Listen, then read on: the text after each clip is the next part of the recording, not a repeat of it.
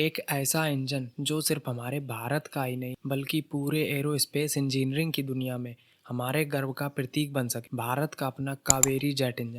लेकिन क्या आप जानते हैं कि इस एम्बिशन प्रोजेक्ट के पीछे कितने सालों की मेहनत और स्ट्रगल्स छुपे हुए हैं। आज हम इस वीडियो में कावेरी इंजन में आने वाले चैलेंजेस, इसके स्ट्रगल्स और भारत के नए जेट इंजन्स के प्लान्स को डिटेल में समझ। कहानी शुरू होती है सन 1980 दशक से। उस समय हमारे फाइटर जेट्स पूरी तरह से फॉरेन इंजन्स पर डिपेंड थे और ये डिपेंडेंसी भारत के लिए न केवल तकनीकी बल्कि रणनीतिक कमजोरी भी थी। और यही वजह थी जब भारत सरकार ने एक बहुत ही एम्बिशियस फैसला लिया अपना खुद का पहला स्वदेशी जेट इंजन डेवलप करने का।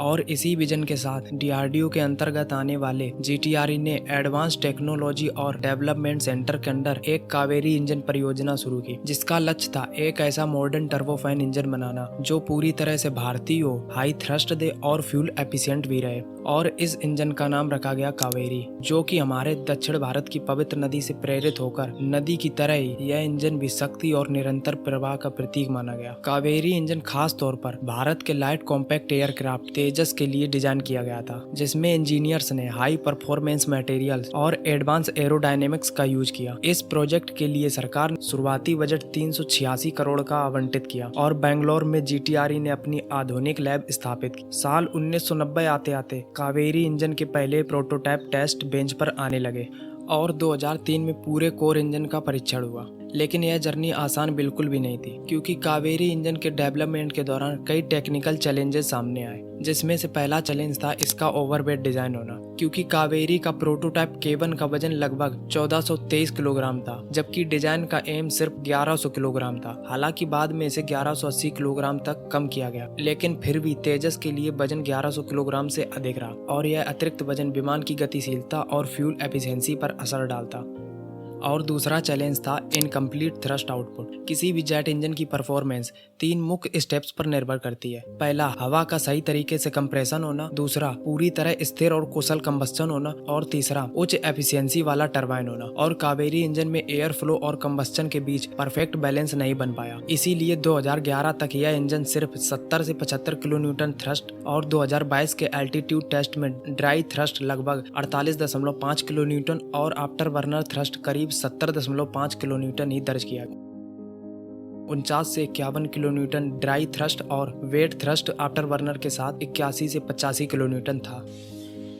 और तीसरा सबसे बड़ा चैलेंज था limitation in materials. Modern jet engine को ऐसे एलॉयज और सिंगल क्रिस्टल टरबाइन ब्लेड्स चाहिए जो 1500 सेल्सियस से ज्यादा टेम्परेचर और एक्सट्रीम प्रेशर को झेल सके। और उस वक्त भारत के पास ना तो इन एलॉयज का प्रोडक्शन था और ना ही उनकी मैन्युफैक्चरिंग टेक्नोलॉजी, जिससे रिजल्ट ये हुआ कि टरबाइन ब्लेड्स ओवर हीट होते रहे और कंबस्चन चैम्बर अपनी इफिशियंसी खो बैठा और थ्रस्ट बार बार अपने टारगेट से पीछे रह जाता। इसी कमी को पूरा करने के लिए भारत को विदेशी तकनीकी पर निर्भर रहना पड़ा। इन्हीं कारणों की वजह से कावेरी इंजन अपने एक्सपेक्टेड थ्रस्ट और एफिशिएंसी टारगेट्स को अचीव नहीं कर पाया और सन 1990 और 2000 में बार बार इंजन की रीडिजाइन और टेस्टिंग करनी पड़ी। लेकिन जब एलसीए रेडी हो रही थी तब तक कावेरी अपने परफॉर्मेंस स्टैंडर्ड को पूरी तरह से मीट नहीं कर पाया, जिससे रिजल्ट ये हुआ कि हमें तेजस को foreign engine general electric F404 के साथ इंटीग्रेट करना पड़ा। कावेरी इंजन एक एम्बिशियस ड्रीम था, लेकिन ये अपने ओरिजिनल रोल में असफल रहा। आखिरकार 2008 तक यह साफ हो गया था कि कावेरी इंजन तेजस को ताकत नहीं दे पाएगा।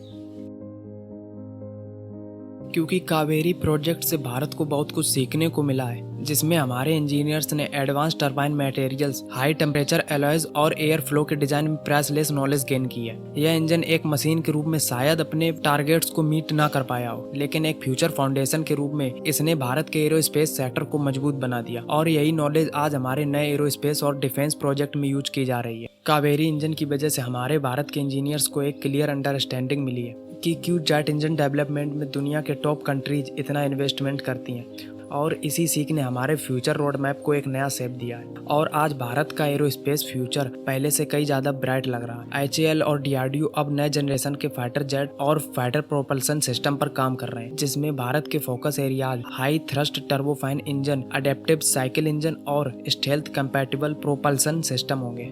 और कावेरी से मिली इस नॉलेज का यूज करते हुए भारत अब AMCA जैसे 5th जनरेशन फाइटर जेट्स के लिए भी इंडिजीनियस इंजन डिजाइन करने की दिशा में आगे बढ़ रहा है। साथ ही ग्लोबल एरोस्पेस लीडर्स के साथ कोलैबोरेशन भी चल रही है, जिससे कि एडवांस मेटलर्जी और डिजाइन एक्सपर्टीज भारत में ट्रांसफर हो सके। और यह सब इस बात का प्रूफ है कि कावेरी भले ही अपने मिशन में असफल रहा हो, लेकिन इसने भारत को एक नया विजन दिया है, एक ऐसा विजन जो हमें अगले डिकेड्स में world class arrow engine power बनाएगा। कावेरी इंजन का सफर सिर्फ एक इंजन की कहानी नहीं, बल्कि ये भारत के एरोस्पेस मिशन डेडिकेशन और इनोवेशन का प्रूफ है।